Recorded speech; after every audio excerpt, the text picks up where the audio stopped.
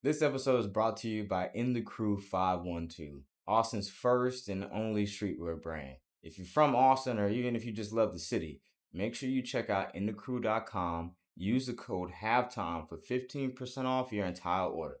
Now, enough of me talking. Enjoy the show.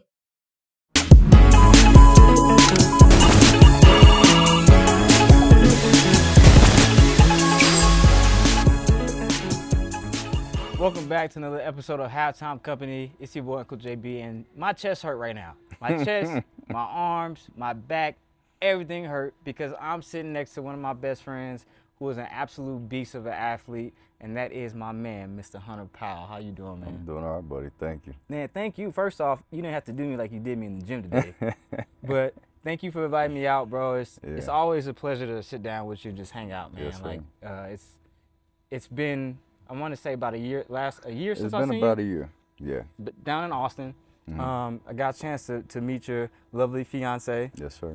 Who is absolutely awesome. But enough of me talking.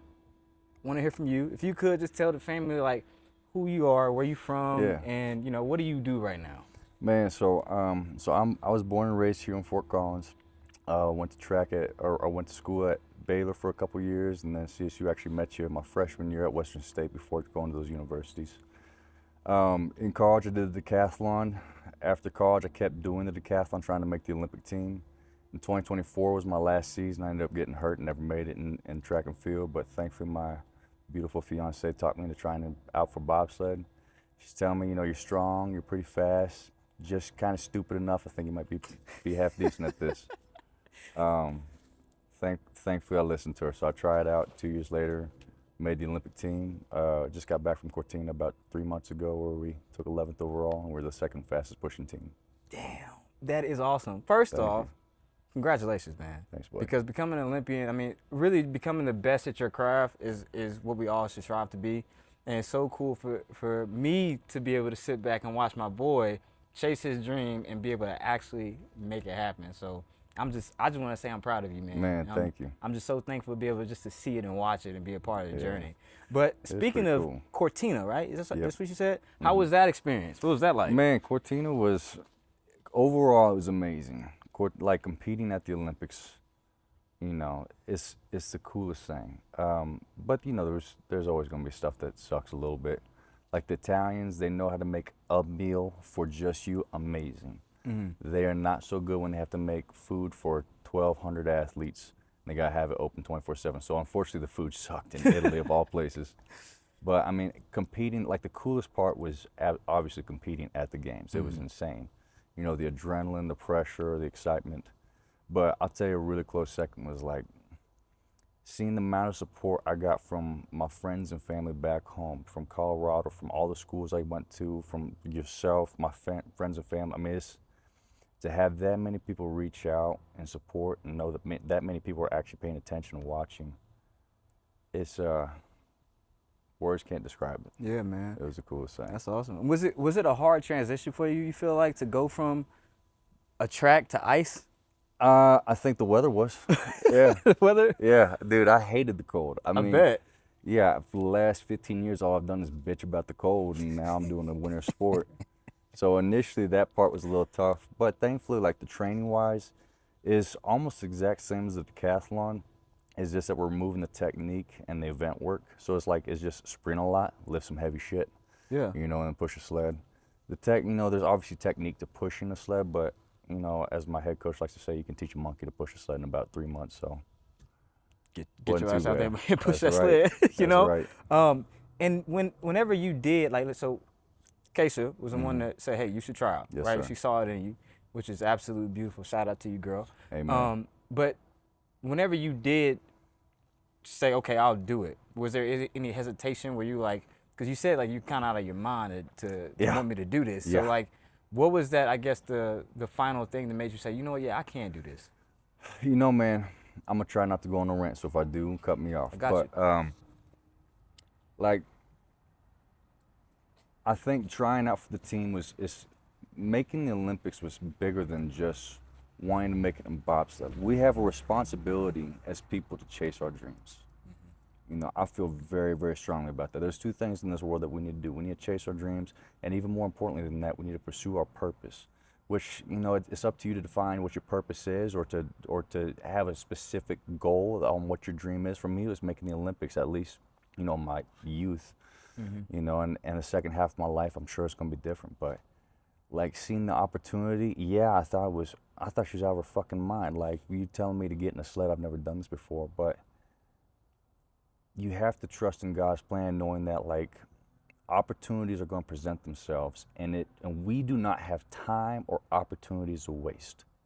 When they arise, it is your fucking responsibility to take advantage of them. The dumbest thing you can do is have great moments, great opportunities where you just let them coast by, or time that passes where you just live on autopilot. You know, it's the biggest regrets of my life have been spending any kind of moment without intent. You know, so yeah, when she's saying like, you really gotta try this, it's like, yeah, I thought she was crazy. I was nervous, I was scared. Like, I still get nervous when I do it, but at the same time, it's like, you gotta know when God's calling you to keep going. You know, He's gonna present the opportunities to you, He's gonna open the doors, it's your job to walk through them. And it doesn't necessarily mean that it's going to be the answer to your prayers. It doesn't, you know, her telling me how to try out for this, it didn't mean that I was going to make the Olympic team, that it's gonna pan out and now the dream was fulfilled. But it means that He's presenting an opportunity and be ignorant for me to waste it, knowing that there's some type of growth to be had from it, whether it was success or failure and learning. But you only have those two things, as long as you have the right perspective. Anyway, that's a long-winded answer. No, but it's kind of, you just made me think of something. So, you when did you finish track? 2024. Okay, and then when did you try out? 2024. 2024. Okay, Yeah. so you finished track. Finished track. You're I done. had about a month and a half off where I was just lifting and sprinting like a madman because I liked the training. Right there. Yeah. You were done. Yeah. The quote unquote getting to the Summer Olympics wasn't gonna happen. But because you kept training, and because you kept your mindset and your body in that space, that opportunity came and you were able to capitalize on it. It goes back to pursuing your purpose. Like, the opportunities present themselves more than anything else when you are constantly in pursuit of your purpose. The way I define my purpose in life is wanting to be a man of discipline, a man of character, a man that lived up to all the potential that God had in store for him, and to have lived a life that was worth remembering, whether or not it actually was. You know, and that's my definition of it. It doesn't mean that's what it is for everybody. For somebody it's to be adventurous, for some people it's to have a brotherhood, to live a full life, whatever it might be.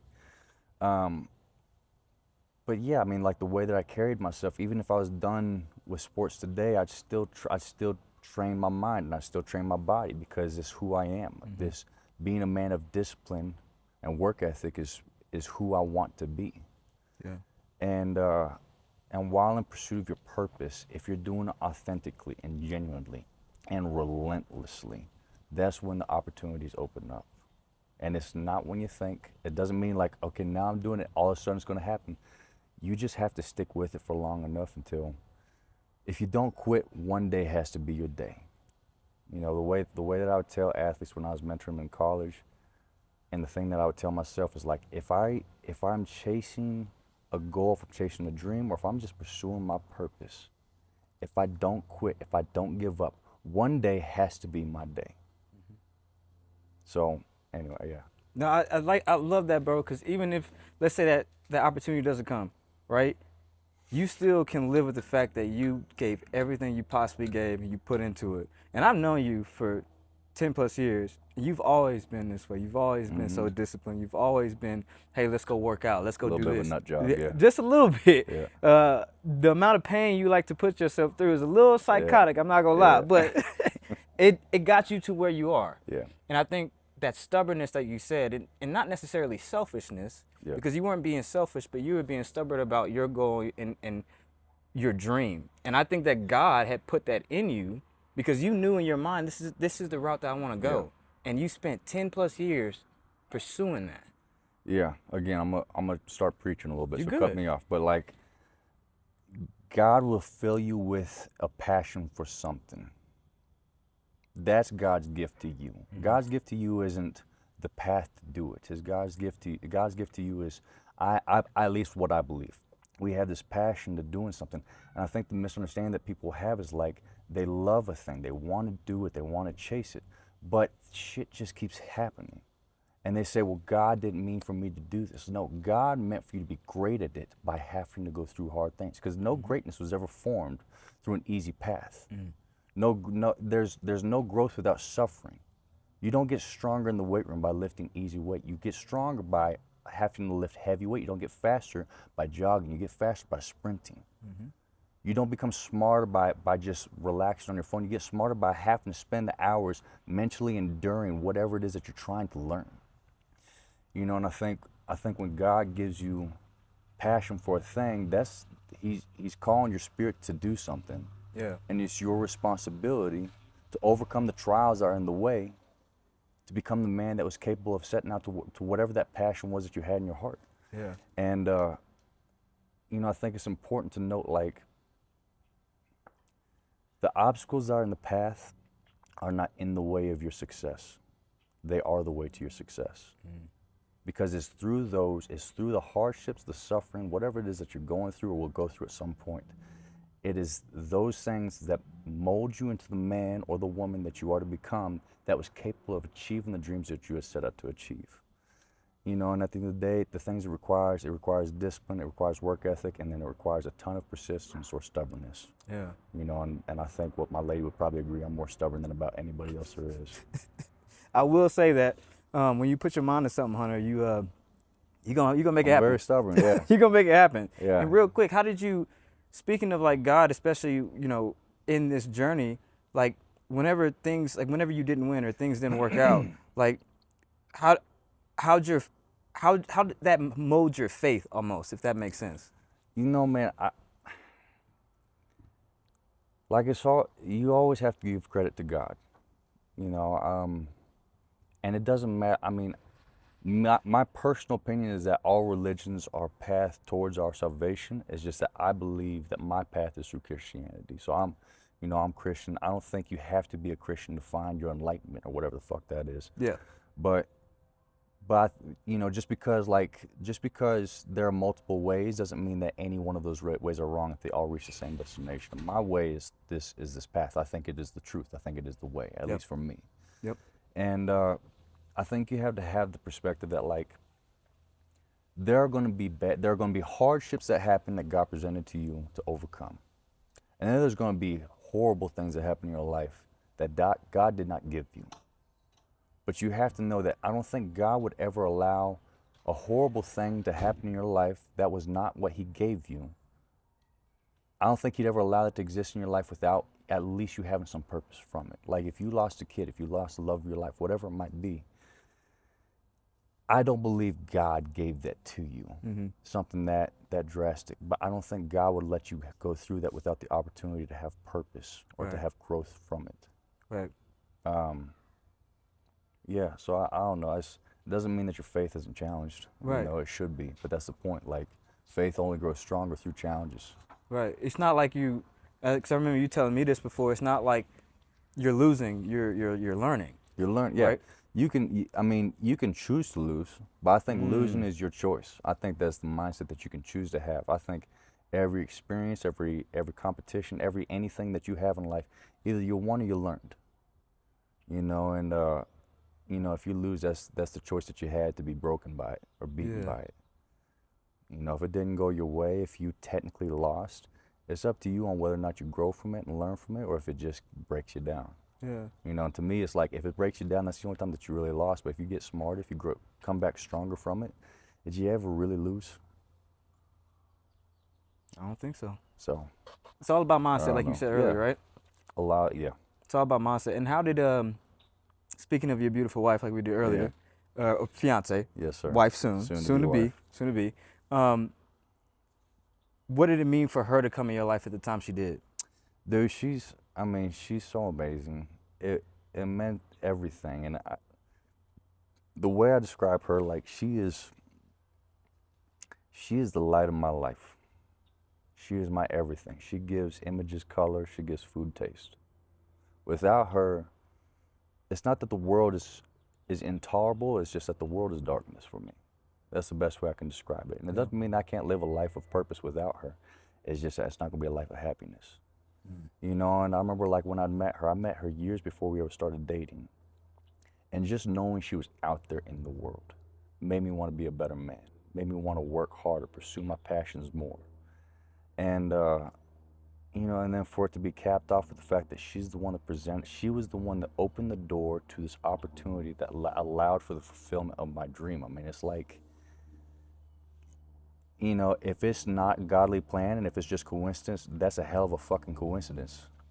I mean, you know, whatever you want to call it, but yeah, man, I can't speak highly enough about her. She's my everything. Yeah. She's not just the most important thing in my world, she is my world. That's amazing, man. And I don't believe in coincidences.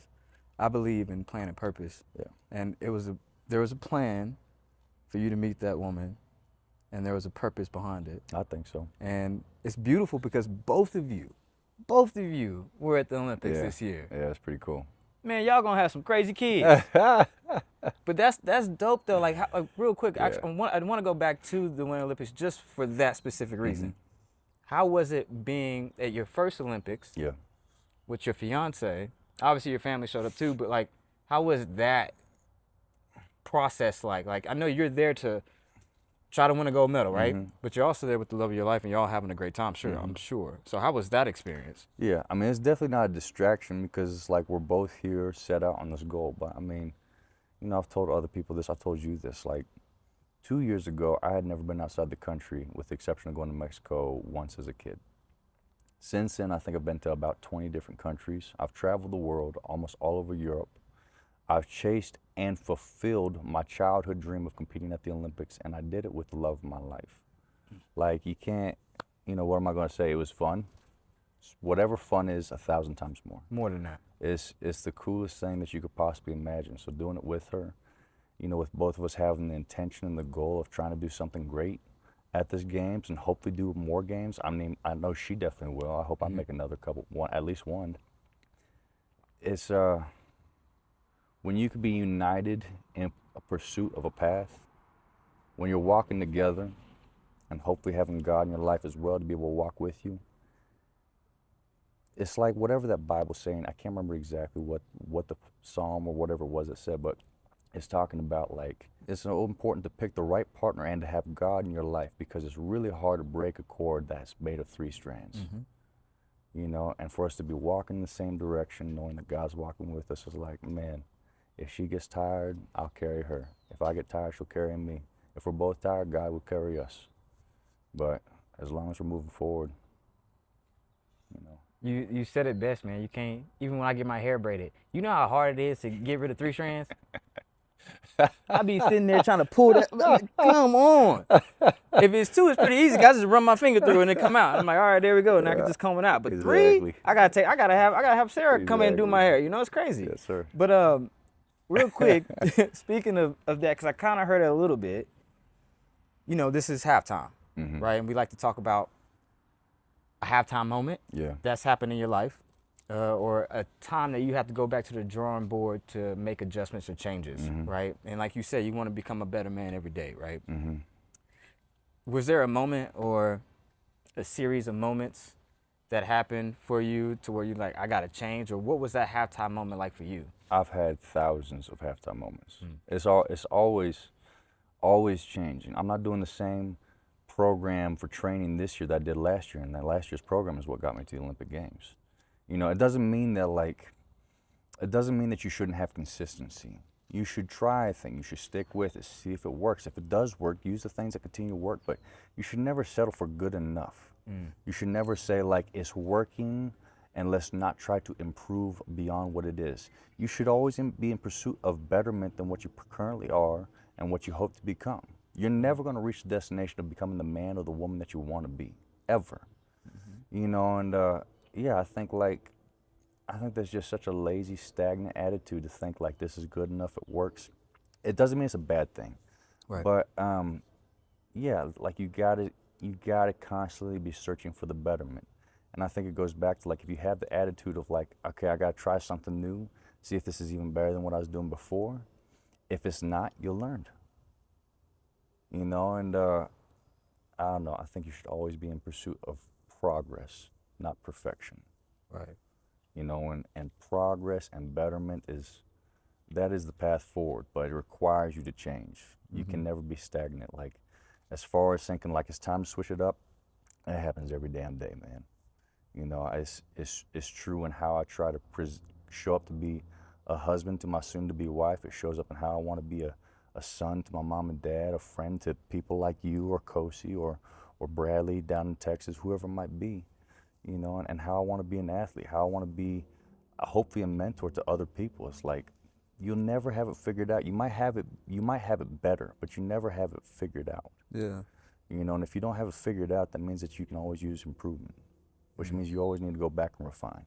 Always. Refinement is the biggest thing, I think.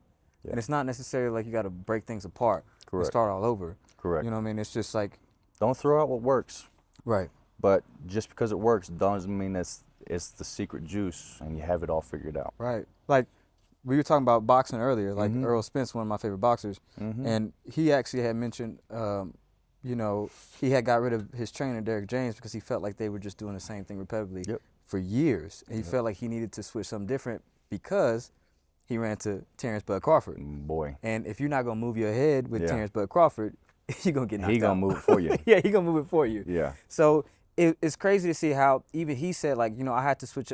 Even though he's well accomplished, won many titles, gold medalist, one of the greatest to do it today, and will go down in history as one of the all-time greats. and still said, I need something different. Correct. You know, and that's not bad. Taking 2 steps back to take 10 steps forward is not bad. Correct. You know, it's the same way of like an arrow. Yep. The only way an arrow can go forward is if you pull it back first. Yep. So it's like sometimes it's okay to, I'm not saying run away from things, but maybe take a step back, actually see the full picture, and then go right back into it. It's not just okay, it's necessary. It's necessary. It's necessary. I believe it's necessary. And again, like you said, it doesn't mean that we throw out everything that we've learned, everything that works, and start from scratch. But you have to take these moments to step back and how do we adapt? How do we get better than what we are? Yeah. You actually did box growing up. Yep. What did boxing teach you Boy. as an athlete today? Move your fucking head. I don't know. I think, so I grew up doing boxing and wrestling and then track, and those are my 3 big sports. Those 2 sports in particular, boxing and wrestling, but also track, those taught me a level of persistence, a level of work ethic that I've never seen anywhere else. You know, I think the only sport that can maybe say it rivals it is track. The only reason why I say that is because in boxing and wrestling you have to go to the deep end and you have to do it every day. Track you don't have to. You have to choose to. Yep. You know, and if you want to be really, really great at it, you have to choose to every day. But nobody's going to make you. You're not going to get knocked the fuck out if you don't. Right. But as far as specifically boxing, I mean, it's the perfect description of like you have to adapt. The way you throw your left hook, even if you throw it perfect, you don't throw it perfect. You throw it this way perfect, but you still need to learn to throw it 5 other ways perfect. Right. You know, and just because you got your 1-2 perfect, whatever it is, you never have the art of boxing mastered. You never have the art of anything mastered. Nobody ever does. You know, you always have to be in constant pursuit of improvement. Yeah. And I love that, man. And if you had to say something to an athlete, what would you say to them like that's trying to pursue something that you've pursued and you've done in your so far in your career? Embrace the suffering. I mean, the biggest things is that you need to embrace an incredible amount of work ethic, and you need to embrace the suffering because you're going to have a lot of it. Yeah. The only saving grace to make sure that you're really going to be great at something, or at least really good at something, is like you have to be the hardest fucking worker that's ever existed, especially if you're not the most naturally talented. Like when I was growing up, I would never made the state meet. I didn't get a single recruitment letter from any college, Division 1, 2, or 3, or even JUCO. You know, but I had an insane level of work ethic, enough to where, you know, some people probably think I'm a little nuts. You know, and then you have to embrace the suffering because you're going to have it, not just in your training, but in life. You know, you're going to get your heart broken and you still have to show up to the gym. You're going to get your ass kicked at work or in school and you still have to show up to the gym or at the track or whatever it's going to be. You know, and if you can have the attitude that, like, whatever hardship I'm going through is not just in the way, it's my, I'm trying to think of the way to put this. If I'm going through something difficult and if I'm going through a hardship, it's validation that great things were meant for me. That I was meant to be a great man. Yep. Because a great man is not going to go through an easy life. If I'm suffering right now, if I'm going through hard times, or if I'm having a hard life, it means that God called me to be a great man. That He has big things in store for me, things of significance and impact. You know, hopefully something that can impact and improve or lead to some kind of betterment of the world. Yeah. Because otherwise, why would you be going through the suffering? For no reason? I don't believe that. Yeah, exactly. So, I don't know. If there's two pieces of advice I would say, it's the most obvious ones, but you really need to find the root of what it means. You need to have an unbelievable level of work ethic and embrace the suffering. Yeah. But I would say that in all things, man. Like, be relentlessly fucking stubborn. You gotta be. Yeah. And see, that leads me to my last question that we always ask everybody on this show, which I think I know your answer because you kind of just said it. But in the world today, what do you, Hunter Powell, what do you want to bring awareness to? I think it's kind of the summary of my story. I believe that greatness is due for us all. It doesn't require some innate talent or some exceptional skill that you were born with. I think excellence, I think having a life of significance or greatness, if you were to call it, is, if I was able to achieve something like that, being the kid that was never the strongest, the fastest, the most talented, who never got recruited by any college, and I got the opportunity to if I got the opportunity to compete at the Olympics, it's not because I'm so fucking special. I'm not. I'm living proof that if you have unbelievable work ethic, stubbornness, persistence, and you have a community that supports you, you have friends that will see you along the way, you can do great things. And not only can you, but you're meant to. And you have a responsibility to. Because it's not just about you. When you win, you don't just win. Everybody around you seeing you win wins too. All the people that have supported me along this journey, it's like they're just excited, if not more excited. And same thing vice versa. When I see friends or when I see family doing great things, when I see my sister kicking ass and modeling, when I see your podcast crushing it, I'm probably more fucking excited than you are because it's like he's doing it and I knew he would. And I was rooting for him and he's going to keep doing it. Yep. You owe it not just to yourself, but to your friends, your peers, and the people you have yet to meet to chase your dreams, to pursue your purpose, and to do great things. Because it's not just for you. Your success is not just yours.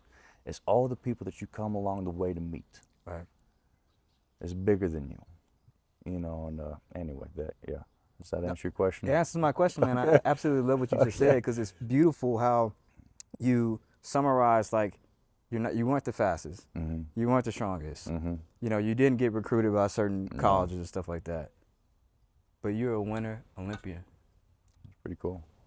It's so decent. So the odds can be against you. That's what I hear. The odds can be stacked up against you. Yeah. But once you stack up against the odds, and if you got God on your side, I feel bad for the odds. The odds are always stacked up against you. Yeah. That's true for everybody. No one ever has the odds in their favor, ever. Ever. You know, but I don't know, man. I think if you try to be a good person and if you're extremely persistent, you have the attitude of, if I do not quit, if I do not give up, one day has to be your day. One day has to be your day. And halftime family, I hope y'all heard that. And what I need y'all to do is tap in with my man Hunter Powell. I'm gonna make sure we put his IG on the screen. Yeah. Y'all give him a follow. Y'all tap in because this man is not only gonna be doing great things in the sport, but outside of the sport. And if you're an athlete that needs encouragement or needs advice, reach out to my man. I know he'll give his best advice to you. You might not like it, but it's gonna be real. And I think that's what we need more of today. So Hunter, man, I can't thank you enough. Thank you, buddy. Man, I'm so excited to watch you tomorrow. Man. Give the commencement speech at CSU. CSU, yeah. It's about to go down, baby. Thank you, brother. So with that said, halftime, man. Yeah.